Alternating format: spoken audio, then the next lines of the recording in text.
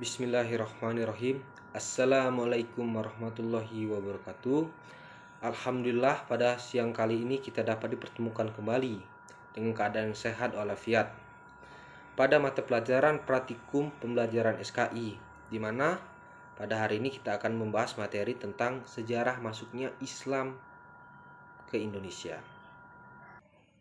Nah, sebelum kedatangan Islam, bangsa Indonesia ini sudah menganut berbagai macam kepercayaan. Salah satunya seperti animisme. Kepercayaan animisme ini yaitu kepercayaan kepada roh-roh yang mendiami benda-benda seperti pohon, batu, sungai, bahkan gunung. Nah, ada juga kepercayaan dinamisme. Jadi kepercayaan bahwa segala sesuatu mempunyai tenaga atau kekuatan yang dapat mempengaruhi keberhasilan atau kegagalan usaha manusia dalam mempertahankan hidup dan lain-lain. Kepercayaan ini sangat kuat dan mengakar di hati masyarakat Indonesia. Nah, yang akan kita bahas pertama kali kawan-kawan adalah jalur masuknya Islam ke Indonesia. Jadi jalur masuknya Islam ke Indonesia ini memiliki beberapa teori. Jadi teori pertama adalah teori Gujarat. Teori Gujarat ini menyatakan bahwa masuknya Islam ke Indonesia melalui Gujarat, India.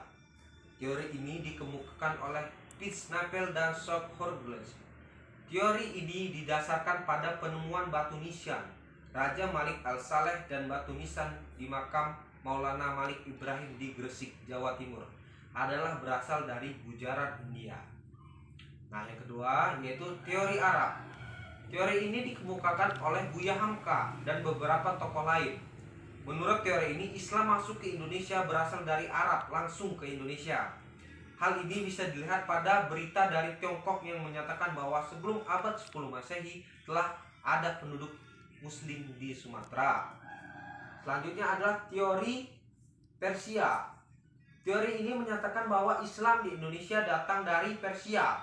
Sekarang kawasan yang sekarang itu adalah kawasan Iran dan Irak. Hal ini didasarkan pada adanya asimilasi ajaran Sufi yang dipengaruhi oleh Persia dan asimilasi budaya yang banyak diadaptasi dari tradisi keagamaan yang dilakukan di Persia. Nah, selanjutnya adalah teori Cina.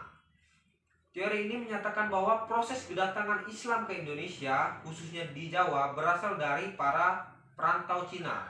Orang Cina telah berhubungan dengan masyarakat Indonesia jauh sebelum Islam dikenal di Indonesia. Dan teori,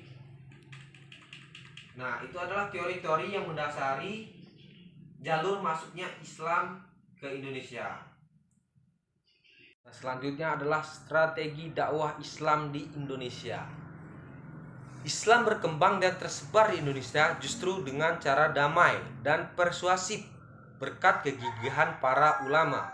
Paling tidak, terdapat beberapa cara dipergunakan dalam penyebaran Islam di Indonesia. Yang pertama adalah perdagangan. Perdagangan merupakan media dakwah yang paling banyak dilakukan oleh para penyebar Islam di Indonesia. Hal ini dapat kita lihat dari banyaknya kesibukan lalu lintas perdagangan pada abad ke-7 hingga ke-16 Masehi. Nah, selanjutnya adalah perkawinan. Proses penyebaran Islam di Indonesia juga banyak dilakukan melalui pernikahan antara para pedagang Muslim dengan wanita Indonesia. Jalur perdagangan internasional yang dikuasai oleh para pedagang Muslim menjadikan para pedagang Islam memiliki kelebihan secara ekonomi. Para pedagang Muslim yang tertarik dengan wanita Indonesia yang ingin menikahi masyarakat agar para wanita tersebut harus memeluk Islam sebagai persyaratan dalam sebuah pernikahan. Nah, selanjutnya adalah pendidikan. Para ulama banyak yang mendirikan lembaga pendidikan Islam. Di lembaga pendidikan inilah para ulama semakin menguatkan posisi agama Islam dengan pengajaran-pengajaran keislaman. Salah satu lembaga pendidikan Islam yang menjadi ciri awal penyebaran Islam adalah pesantren. Jadi salah satu ciri khas awal pendidikan ajaran Islam adalah pesantren. Nah, selanjutnya adalah tasawuf. Nah, pada tasawuf ini para pelaku tasawuf atau sufi umumnya adalah pengembara. Mereka dengan sukarela mengajar penduduk lokal tentang berbagai hal. Mereka juga sangat memahami persoalan pada penduduk lokal dari berbagai sisi. Nah, para sufi memiliki sifat dan budi pekerti yang luhur sehingga memudahkan mereka untuk bergaul dengan dan memahami masyarakat. Dan terakhir adalah kesenian dan budaya.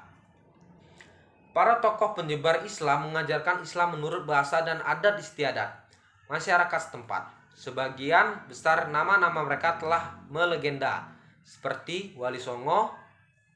Penyebaran Islam melalui kesenian atau budaya termasuk yang paling banyak mempengaruhi masyarakat.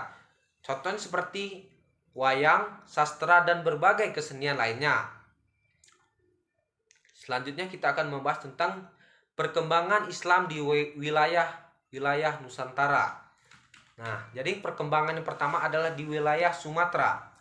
Sejak abad ke-7 Masehi, kawasan Asia Tenggara telah bersentuhan dengan tradisi Islam. Ini terjadi karena para pedagang muslim yang berlayar di kawasan ini singgah untuk beberapa waktu. Di Indonesia, kehadiran Islam secara lebih nyata terjadi sekitar abad ke-13 Masehi, yakni bukti adanya makam Sultan Malik Al-Saleh yang terletak di Kecamatan Samudra di Aceh Utara. Selanjutnya adalah perkembangan Islam di Kalimantan. Penduduk asli Pulau Kalimantan disebut masyarakat Dayak. Orang Dayak yang mendiami Pulau Kalimantan terdiri atas beberapa suku. Masing-masing suku mempunyai sistem kepercayaannya sendiri. Tetapi pada dasarnya, antar kepercayaan mereka itu mempunyai banyak persamaan. Istilah populer untuk menyebut aliran kepercayaan mereka adalah kepercayaan Kaharingan. Penduduk asli Kalimantan pada proses selanjutnya banyak yang terdesak ke arah pedalaman akibat masuknya masyarakat lain dari luar. Di arah pesisir barat terdesak oleh orang-orang Melayu dan Cina. Di bagian selatan terdesak oleh orang-orang Melayu dan orang-orang Jawa. Dan di bagian tenggara terdesak oleh orang-orang Bugis, Makassar, dan Sulu. Munculnya suku Banjar pada tahap selanjutnya yang mendiami daerah Kalimantan Selatan adalah keturunan yang lahir dari percampuran orang-orang Melayu dan Jawa, serta orang Ngaju yang telah bercampur dan menikah selama beberapa generasi daerah tersebut. Percampuran itu ditambah lagi dengan pendatang lain seperti orang-orang Bugis, Cina, India, dan Arab. Nah, dari situlah masuknya Islam ke daerah Sumatera dari percampuran antara suku-suku yang mendiami di Kalimantan. Selanjutnya kita bahas adalah perkembangan Islam di Sulawesi. Ribuan pulau yang ada di Indonesia telah sejak lama terjalin hubungan satu sama lain, baik atas motivasi ekonomi maupun motivasi politik dan kepentingan kerajaan. Hubungan ini pula yang mengantarkan aktivitas dakwah dapat menembus dan merambah Celebes atau Sulawesi. Menurut catatan, perubahan dagang Portugis yang datang pada tahun 1540, saat mereka datang ke Sulawesi, di pulau itu sudah bisa ditemukan pemukiman Muslim di beberapa daerah. Meski belum terlalu besar, namun jalan dakwah terus berlanjut hingga menyentuh raja-raja di kerajaan Goa di Makassar. Selanjutnya itu perkembangan Islam di Maluku. Nah, Kepulauan Maluku yang terkenal kaya dengan hasil bumi yang melimpah membuat wilayah ini sejak zaman dulu dikenal dan dikunjungi para pedagang dari seluruh dunia dikarenakan terkenalnya hasil bumi di daerah Maluku. Karena status itu pula Islam lebih dulu mampir ke Maluku sebelum datang ke Makassar dan kepulauan-kepulauan lainnya. Kerajaan Ternate adalah kerajaan terbesar di kepulauan ini. Islam masuk ke wilayah ini sejak tahun 1440 sehingga saat Portugis menduduki Ternate pada tahun 1512, Raja Ternate adalah seorang Muslim. Selanjutnya adalah perkembangan Islam di Papua. Nah, di Papua ini beberapa kerajaan di Kepulauan Maluku yang wilayah teritorialnya sampai ke Pulau Papua menjadikan Islam masuk pula di Pulau Cendrawasih ini. Jadi dikarenakan dekatnya Pulau Maluku dengan Papua menjadikan Islam juga mulai masuk ke daerah Papua. Banyak suku di wilayah Papua ini dan beberapa daerah lain yang di bawah administrasi pemerintah Kerajaan Bacan. Pada periode ini pula, berkat dakwah yang dilakukan Kerajaan Bacan, banyak kepala suku di Pulau Papua memeluk Islam. Namun dibanding wilayah lain, perkembangan Islam di Papua ini dibilang tak terlalu besar. Jadi Kerajaan Bacan inilah yang memperkenalkan dan memperluas ajaran Islam di daerah Sumatera. Nah, selanjutnya dan yang terakhir adalah perkembangan Islam di Nusa Tenggara. Nah, Islam masuk ke wilayah Nusa Tenggara bisa dibilang sejak awal abad ke-16.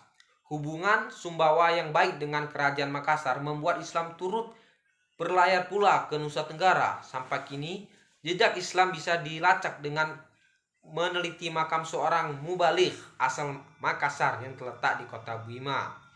Begitu juga dengan makam Sultan Bima yang pertama kali memeluk Islam. Bisa disebut seluruh penduduk Bima adalah para muslim sejak semula. Ya, alhamdulillahirrabbilalamin, kita telah menyelesaikan materi tentang sejarah masuknya Islam di Indonesia. Nah, dengan berbagai teori seperti teori Gujarat, teori Arab, teori Persia, bahkan teori Cina. Dan kita juga telah menjelaskan bagaimana perkembangan Islam di Indonesia, seperti dari melalui proses perdagangan, perkawinan, dan lain-lain. Nah, jadi saya berharap materi yang saya sampaikan tadi akan bermanfaat bagi kalian semua. Kurang lebihnya saya meminta maaf kepada Allah, saya memohon ampun. Saya akhiri, wallahul muwaffiq illa akhwa min thoriq. Wassalamualaikum warahmatullahi wabarakatuh.